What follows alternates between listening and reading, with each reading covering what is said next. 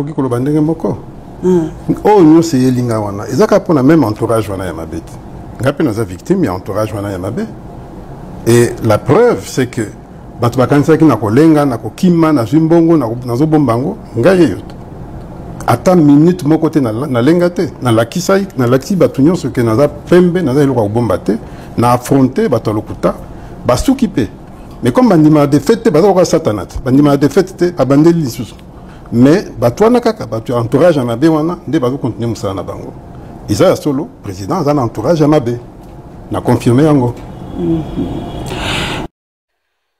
Voilà, mesdames et messieurs, fidèles téléspectateurs, pour message kolandanga bino de coach ferme côté journaliste Mboka Congo na pesi bino mbote. Na basango zali kotambola biso na bino tozali kolanda na ba réseau.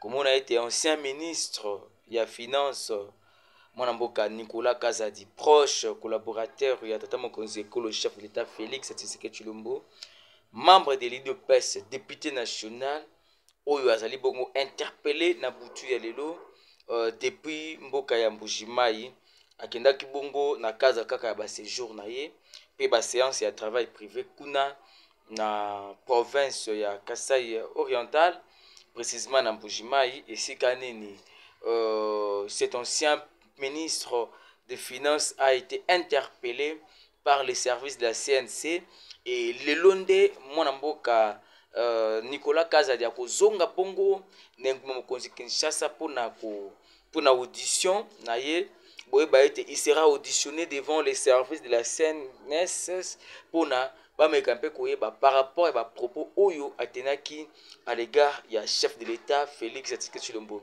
boye ba été na ba propos au Nicolas Kazadi atenaki alobaki ete le chef de l'État est mal entouré, le chef de l'État azana ba conseiller malamu te le chef de l'État en tout cas le chef de l'État a été cité na makambo belé na ba propos o ezaki bongo teni n'est pas ya Mwana Mboka Nicolas Kazadi Kazadi Etienne et sali ete ba service ya CNC ba convoqué ye malheureusement azalaki na Kinshasa te azalaki na Mbujimai. Alors il a été interpellé à partir de Mbujimai et c'est aujourd'hui vendredi 9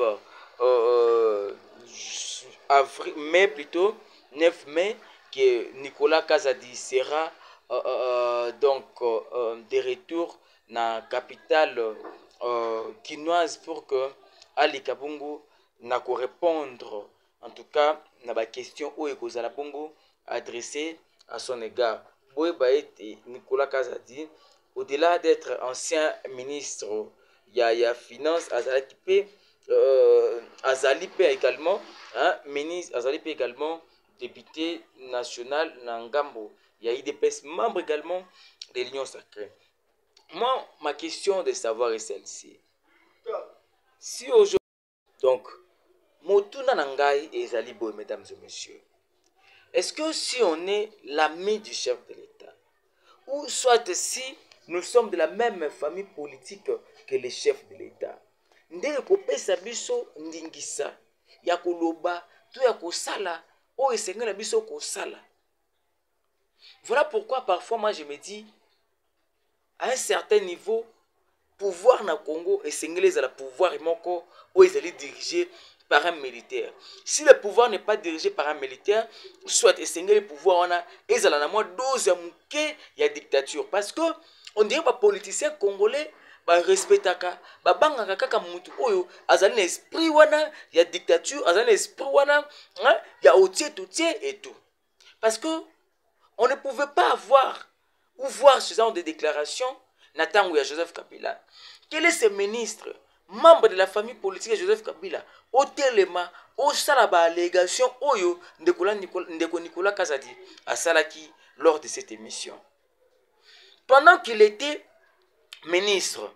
Pourquoi il n'avait pas eu à décrier cette mégestion ou cette mauvaise compagnie au tata mokonzi la biso Félix Tshisekedi Tshilombo azalaki na yango? Pourquoi soit il n'avait pas pu démissionner parce que à moins que makamazaki ko kemala muté et aujourd'hui là ezali ko pesa ba opposant maloba ezali ko pesa ndeko Jean-Marc Kabund maloba pour dire que Kabund avait raison que régime au pouvoir ezali nango kaka ya ba justeur. ils allaient quelque part qu'on touchait pas dans respect, il y a chef de l'État.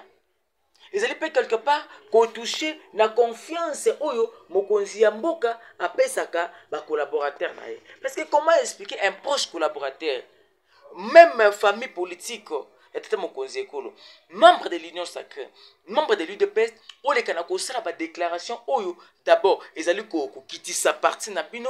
Donc cela démontre que l'UDPS ils allaient partir à justeur, cela démontre que na l'UDPS les gens ne répondent pas na critères to pe na besoin oyo ils allaient ko senga mboka na biso. Aussi longtemps que Nicolas Kazadi a été dédouané par les chefs de l'État, aussi longtemps que Nicolas Kazadi a été défendu par les chefs de l'État.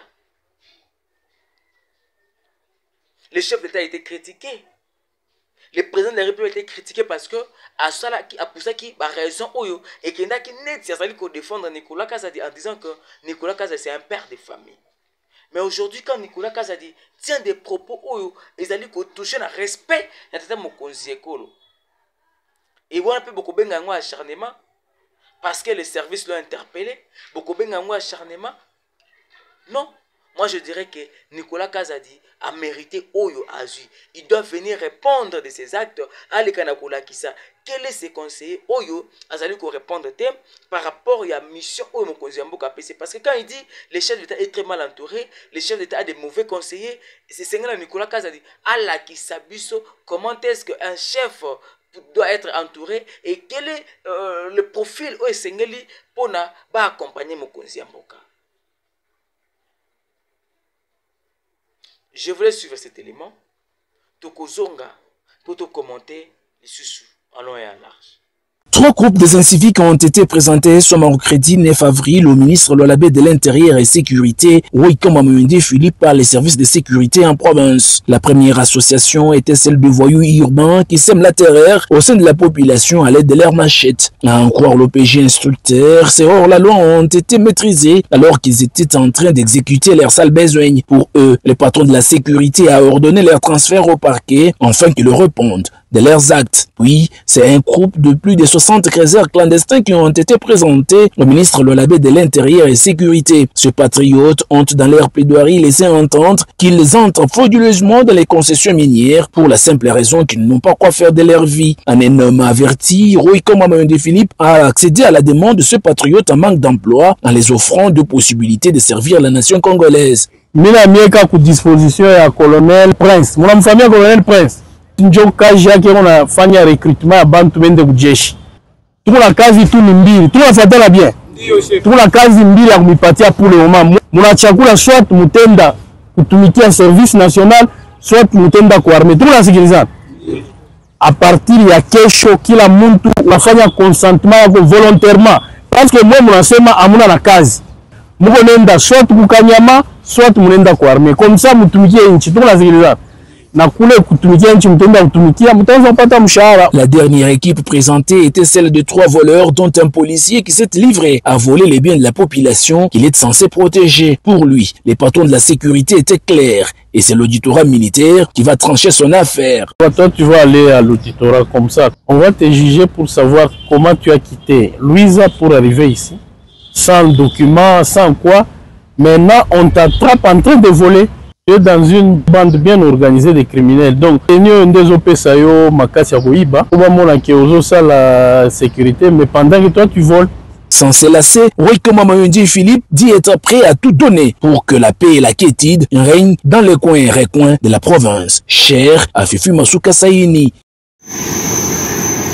Dans le cadre d'une mission d'inspection et d'évaluation de la situation sécuritaire opérationnelle dans la province du Tanganyika face à l'agression du Rwanda et ses alliés, le commandant 22e région militaire, le général de brigade Edi Kapen Irung, à la tête d'une forte délégation composée des membres de l'état-major de la dite région, a mené d'intenses activités à Kalemi, chef-lieu du Tanganyika, du 25 au 28 mars 2025. Arrivé mardi, le numéro 1 de la 22e région militaire et sa suite ont été accueillis à l'aéroport national de Kainda, à Kalemi, sous fond d'honneur militaire rendu au général de brigade Edi Kapen, en présence du commandant 22e groupement naval et commandant place, l'amiral Bakole Nyengele, et du commandant des opérations Oussalama, le général Dunia Kashindi, qu'accompagnaient plusieurs officiers membres de leur état-major respectif. Aussitôt, après l'accueil, les membres de la délégation se sont rendus au gouvernorat de province pour des civilités auprès du gouverneur Christian Kitungwa Muteba. S'en est suivi d'un entretien fructueux. Mercredi 26 mars, l'autorité militaire de la 22e région a été reçue dans les installations du quartier général du 22e groupement naval pour suivre les briefings sur la situation générale des unités engagées dans les opérations sur l'ensemble de la province du Tanganyika et plusieurs endroits stratégiques ont été visités. Poursuivant cette mission de travail dans la province, ce vendredi 28 mars, le commandant 22e région militaire a présidé au quartier général de la force navale Kalemi une parade à laquelle ont pris part toutes les unités FARDC de la garnison. Dans son adresse, l'orateur du jour a premièrement fait un rappel sur la devise « Ne jamais trahir le Congo » qui doit être d'application dans l'exercice du fonctionnement militaire au sein des forces armées. Il a martelé sur les relations civilo-militaires en vue d'une bonne collaboration avec la population en temps de paix comme pendant cette période de guerre. Il a en outre appeler les officiers à tous les échelons à une bonne gestion des militaires sous leur commandement, tout en mettant un accent particulier sur certains actes de démoralisation des militaires engagés au front, caractérisés par l'utilisation abusive des téléphones et images de guerre pendant les opérations. Et enfin, au nom du commandant suprême des forces armées et de la police nationale congolaise, chef de l'État et président de la République, Félix Antoine Tshisekedi Tshilombo, le commandant 22e région militaire a réarmé le moral des militaires dans le but d'une détermination totale pour la défense de l'intégrité territoriale de la RDC. Pour leur part, devant l'autorité, les militaires ont renouvelé leur engagement de fidélité à la nation congolaise et au président de la République avec ferme détermination de ne plus jamais reculer. Autre chose, le coordonnateur national de l'ONG Congo Redoré, Louison Gaëreri, et son vice-coordonnateur Hérodote Basaki Lutondo, accompagnés de membres de leur structure, ont visité l'orphelinat Charité dans le Seigneur Jésus-Christ le dimanche 1er septembre dans la commune de Mongafula, Ginel Pezo. Comme dit la Bible, la religion pure et sans tache devant notre Dieu consiste à visiter les orphelins et les veuves dans leurs afflictions et à préserver des souillures du monde. C'est dans ce cadre que le coordonnateur national de l'ONG Congo Redoré, Louison Gaëreri, et quelques membres de cette structure ont partagé un repas de cœur et ont remis quelques vivres et non-vivres aux orphelins. Question pour le coordonnateur de cette ONG de communier et motiver ces orphelins de ne pas perdre espoir. Et ce n'était pas pour des raisons électorales que nous faisons des actions. Ce sont des actions que nous faisons déjà avant de penser la politique. Voilà, les élections sont passées, mais aujourd'hui, on continue d'exister, continue dans les œuvres et elle continuera toujours, n'est-ce pas? Et même pour les élections, c'était un besoin de la population elle-même qui avait demandé à ce que leur cordon soit leur représentant. Mais les actions continuent, le corridor continuera toujours, peu importe le vent, les tempêtes ou le courant politique. Voilà. Mais vous voyez maintenant les actions, n'est-ce pas? Satisfait de cette visite et des moments forts passés ensemble avec le membre de cette structure et son coordonnateur Louison Gaëreri, les orphelins n'ont pas manqué de mots. Bénissez l'Éternel pour cet acte, que Dieu le bénisse, que Dieu ouvre pour les églises des cieux, que Dieu soit à leur partage. C'est ce que j'avais dit. La porte de bénédiction. Amen.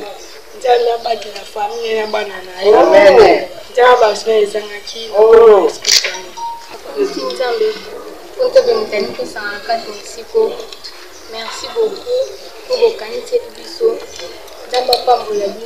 Œuvrer dans l'encadrement de la jeunesse, promouvoir l'épanouissement de la femme, lutter pour l'éradication de la pauvreté en faisant accéder à la population aux diverses formations professionnelles, tels sont les objectifs de l'ONG Congo Redoré.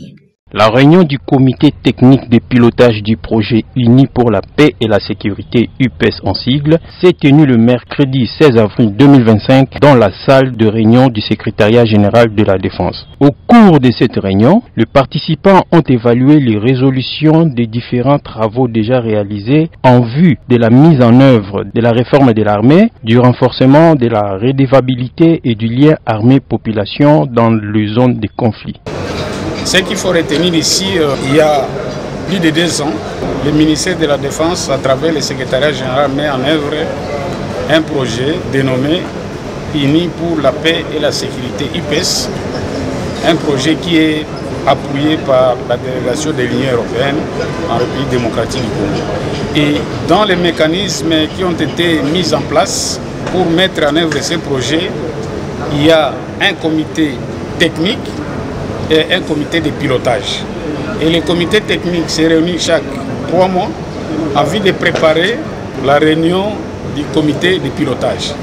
C'est dans ce cadre que le comité technique s'est réuni aujourd'hui pour évaluer la mise en œuvre des activités qui ont été planifiées et voir également tout ce qui concerne les difficultés ou bien les défis par rapport à la mise en œuvre des activités qui ont été planifiées et formuler des recommandations à mettre à la disposition du comité de pilotage pour les nouvelles orientations ou bien pour la validation. Comme vous savez, c'est un projet qui est financé par l'Union européenne, donc un projet à destination des forces armées. Donc l'objectif du projet est d'appuyer les forces armées sur différentes thématiques, dont notamment la gestion des ressources humaines, donc la mise en place de tous différents aspects au niveau du numérique, aussi tout ce qui concerne l'intégration du genre dans les forces armées avec l'élaboration de la stratégie genre, mais également sur tout ce qui concerne la déontologie. Donc comme vous savez, nous avons appuyé l'élaboration d'un code éthique en format de poche à destination des différents membres des forces armées. Et donc ce code éthique va être diffusé, créé et diffusé au sein des membres des forces armées. Donc nous appuyons également sur les aspects déontologiques, sur les aspects formation, notamment la mise en place des formations continues et l'adaptation des cursus au niveau des différentes thématiques, les thématiques administratives. Je pense que voilà, globalement, et puis évidemment, il y a aussi un point qui est très important qui concerne la réforme des forces armées et également tout ce qui concerne la redevabilité des forces armées vis-à-vis de la population. Alors, je peux peut-être terminer en parlant des infrastructures, différents types d'infrastructures sur lesquelles on appuie également les forces armées, à savoir d'un côté tout ce qui concerne les appuis en matière de rénovation et de construction pour les centres de formation, notamment sur Kalanga et sur Kinshasa, mais également sur Goma, on avait l'appui à la mise en place de l'hôpital militaire de Katindo, d'une part, mais également sur le casernement. Comme vous savez, avec la situation du Bunia, on essaie de réévaluer, voir comment est-ce qu'on va poursuivre ces activités, notamment sur les différentes zones d'intervention du projet.